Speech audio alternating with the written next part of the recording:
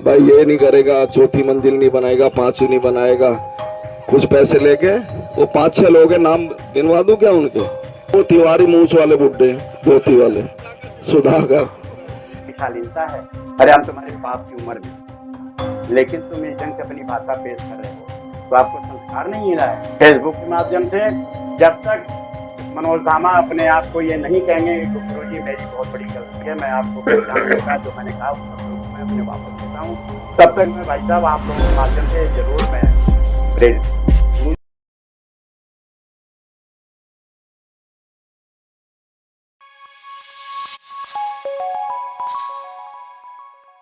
नमस्कार दोस्तों, आज हम अपने दर्शकों को एक ऐसे चेहरे से रूबरू कराते हैं जो किसी पहचान का मोहताज नहीं है। लोनी नगर पालिका के वार्ड नंबर 33 में हालांकि ख्याति ऐसी है जो पूरी लोनी में फैली हुई है। ऐसे समाज सेवी, जनहित का कार्य करने वाले और वरिष्ठ नागरिक पर अगर कभी कोई आरोप लगते हैं तो मन को ठेस पहुंचती है, मन आहत होता है। और ऐसा देखा भी गया कि बाबा के नाम से प्रसिद्धि पा चुके डीएलएफ अंकुर विहार में रहने वाले ब्राह्मण समाज के एक सम्माननीय व्यक्ति, उनके ऊपर आरोप लगाए जाते हैं। और आरोप लगाने वाला भी कोई छोटा व्यक्ति नहीं होता, लेकिन छोटी सोच वाला जरूर होता है।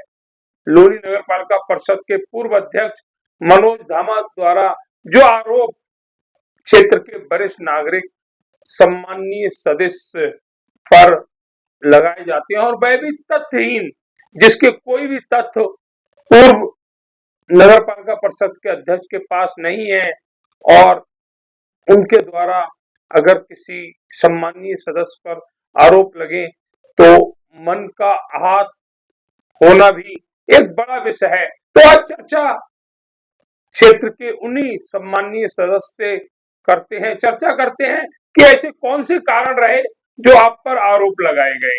भ्रष्टाचार के आरोप, अगर हम गलत नहीं हैं तो आरोप लगाने वाले ने दलाली शब्द का घोष करते हुए व्यक्ति की जो ख्याति है उसको ठेस पहुंचाने की चेष्टा की।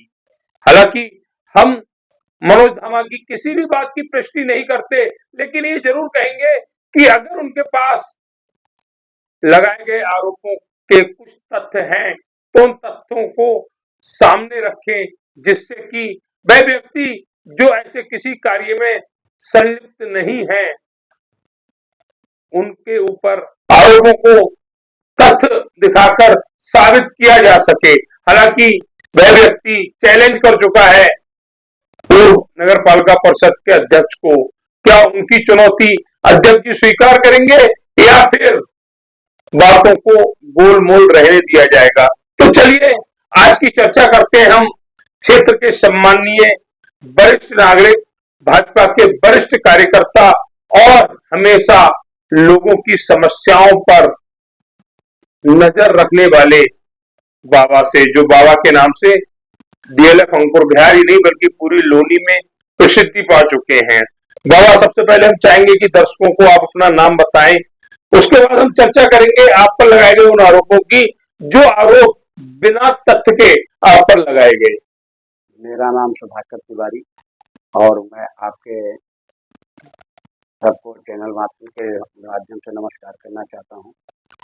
लेकिन हमें इस बात का कष्ट जरूर है कि पूर्व चेयरमैन को ऐसी बातें नहीं कहना चाहिए था जिसको हमारे साथ उन्होंने समाज में बैठ के ऐसा अवहेलना किया है, जबकि आज तक मैं समझता हूं कि मुझे कोई ये नहीं दे रहा कुछ, और फिर भी ये कहा जाता है कि तो मनोज धामा को सिद्ध करना पड़ेगा। बाबा, एक सवाल और है, ये चेहरा मनोज धामा के साथ भी देखा गया, अगर ये चेहरा गलत था तो उस समय आरोप क्यों नहीं लगाए गए, अभी आरोप क्यों?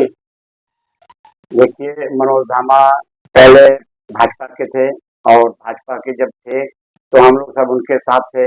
जब उन्होंने कुकर पकड़ लिया, निर्दलीय आ गए, हम लोग पीछे हट गए। उसके बाद दूसरी पार्टी में चले गए, हम लोगों ने भी नमस्ते कर लिया।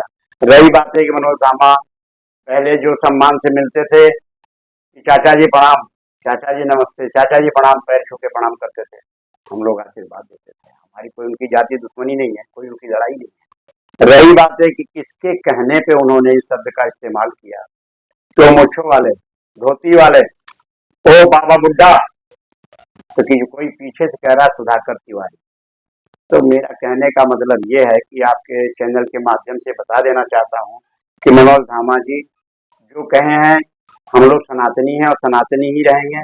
ज्यादा लंबा चौड़ा तो भगवान ने कोई दे नहीं रखा है भाई साहब, हमारे पास कोई इतनी बड़ी जागीर नहीं, एक फ्लैट है वो भी किस्तों में, हम कैसे कैसे अदा करते हैं, वो भी बेटी के नाम है। और मैं किस ढंग से उसको देख रहा हूँ, लेकिन आरोप लगाने से पहले अपने आप को भी सोचना चाहिए कि मैं किस आरोप में लिप्त हूँ, लेकिन मैं उसकी को क्यों कहूँ, मेरा क्या मतलब है। उसको खुद समझना चाहिए कि जब मैं खुद ही गलतियों में शामिल हूँ तो मैं दूसरे इंसान को जो है, जो बुजुर्ग आदमी और जो कभी पा नहीं रहा किसी से, और ना मैं कभी किसी बिल्डर को ये कहने गया भाई तू दूसरी मंजिल मत बना, तीसरी मंजिल मत बना, चौथी मंजिल मत बना, मेरा क्या मतलब, पैसा लगा कि वो बना रहा है, कमाएगा वो, मुझे तो कोई जो है ऐसे लालच ही नहीं है। लेकिन उन्होंने जो समाज ने कहा है उसके लिए मुझे बड़ा खेद है और बड़ा कष्ट है कि मैं, भगवान उनको ऐसी सद्बुद्धि दे कि वो अपनी अकल को सुधारें, क्योंकि इससे समाज पे ठेस पहुंचता है। हम जनता हैं, जनता जनार्दन, समाज में कब किसकी क्या जरूरत पड़ जाए, लेकिन वो नहीं समझ पाए कि जनता से हम किस आवाज में बात कर रहे हैं, किस रुख में जा रहे हैं। आज आप एलडी में हो, कल भाजपा में आ जाओ, कल कहीं भी आ जाओ, तो इसका क्या मतलब कि आप जो है हमारे जैसों से, जनता से बिगाड़ के कहाँ जाओगे। बाबा एक सवाल और है, नगर पालिका परिषद के अध्यक्ष उनकी पत्नी है, अगर क्षेत्र में नगर पालिका के क्षेत्र में कहीं भी कुछ गलत हो रहा है तो उस पर वो रोक लगा सकते हैं, एक बड़ी पावर है, वो क्यों नहीं रोक लगा पाया। आखिर इस दलाली प्रक्रिया को, जिसके आरोप उन्होंने आप पर लगाए, उसका प्रचलन ही क्यों होने दिया गया। भाई मैं ये कहता हूँ ना कि श्रीमती रंजीता धामा जी मौजूद थी और उनकी पत्नी मौजूद होते हुए भी उन्होंने ये नहीं कह पाई कि आप एक वरिष्ठ आदमी हो, इस ढंग से आप कैसे कह रहे हो। वो भी जब इलेक्शन में मैं गया था बेटी की कार देने के लिए, वैसे भी सम्मान देती थी, तब भी उन्होंने मेरे प्रणाम किया, कहें आशीर्वाद दीजिए बाबू जी, हम कहा कोई बात नहीं है, जो हो सकेगा मैं देखूंगा। लेकिन इसका मतलब ये नहीं कि आज आप समाज में 26 जनवरी को झंडारोहण करने आ रहे हो और आप दुनिया की कथा बांच रहे हो। किस बेहोशी में बांच रहे हो भाई, किस नशे में, किस नशे में ये कह रहे हो। पहले उसको सिद्ध कर लेते कि भाई मैं इस बुड्ढे को कहूंगा तो इसका रिजल्ट क्या होगा। अरे जो चोर होगा, जो मन में खोट होगा, वो तो नहीं बोलेगा, लेकिन जो नहीं पा रहा, बेगुनाह मारा जा रहा है, वो तो जरूर कहेगा आप लोगों के चैनल के माध्यम से, और वो अपना हर जगह कहेगा। तो उसका हानि किसकी है, इन नेताओं की है ना, जो उन्होंने कह के चले गए। हम अगर कम से कम इतना लोगों पे जब कह रहा हूँ तो लोगों पे असर पड़ेगा या नहीं पड़ेगा। तो इनको समझदार आदमी को खुद समझना चाहिए कि मैं तिवारी जी को क्यों कह रहा हूँ भाई बुड्ढे को, और इतना अपमानित तरीके से कि वो धोती वाला, वो मूछों वाला, क्या वो बुड्ढा, ये कोई सभ्यता है, ये कोई शालीनता है।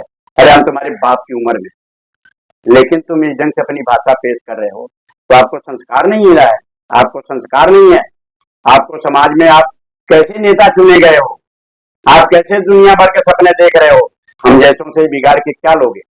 हम तुम्हारे से लड़ने नहीं जाएंगे, भिड़ने नहीं जाएंगे, लेकिन समाज में ये हम कहते जरूर रहेंगे, चैनल के माध्यम से, फेसबुक के माध्यम से, जब तक मनोज धामा अपने आप को ये नहीं कहेंगे कि गुरु जी मेरी बहुत बड़ी गलती है, मैं आपको पहचान लेता, जो मैंने कहा उन शब्दों को मैं अपने वापस लेता हूँ, तब तक मैं भाई साहब आप लोगों के माध्यम से जरूर मैं प्रेरित करूंगा। गुरुजी एक सवाल और है, मनोज धामा जिन पर खुद भ्रष्टाचार के बड़े आरोप हैं, ऐसे व्यक्ति द्वारा क्षेत्र के सम्मानीय व्यक्ति या कहें वरिष्ठ नागरिक पर आरोप लगाना कहीं ना कहीं मनोज धामा पर खुद सवाल खड़े करता है।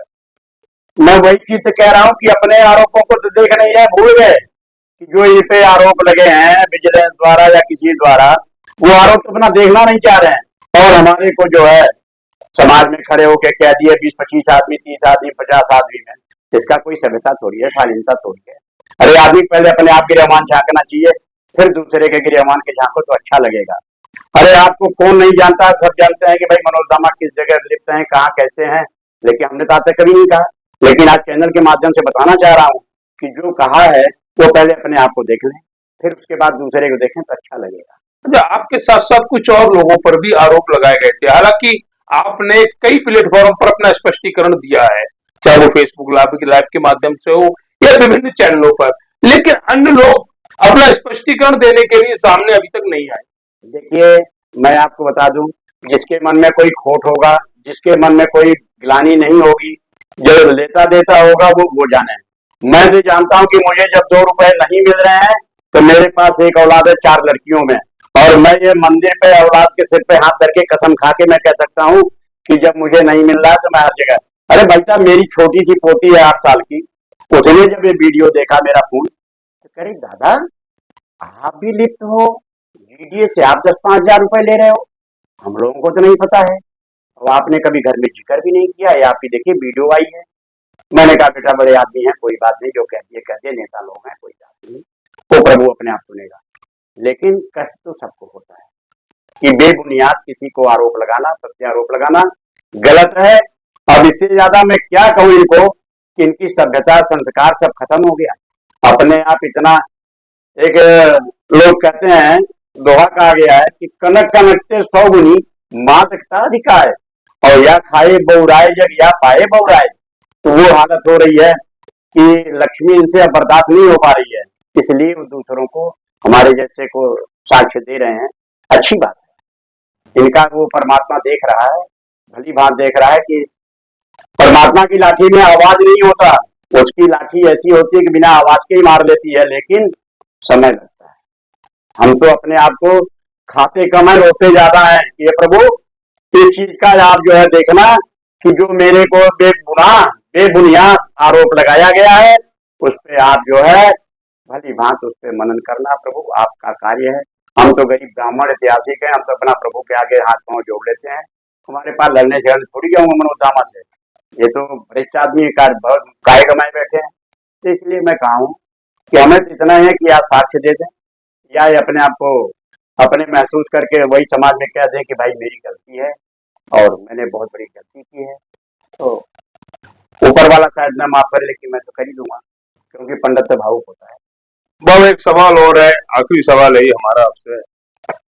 जिस तरह से आपके सम्मान को ठेस पहुंचाई गई, जिस तरह से आपकी जो छवि है उसको धूमिल करने का प्रयास किया गया अनर्गल आरोप लगाकर, तो बाबा क्या चाहेंगे अब ऐसे नेताओं से जो क्षेत्र के सम्मानीय व्यक्तियों के प्रति ऐसी भावना रखते हैं? देखिए, जाको राखे साइया मार सका ना कोई, बाल न बाका कर सका चाहे जग बैरी हो।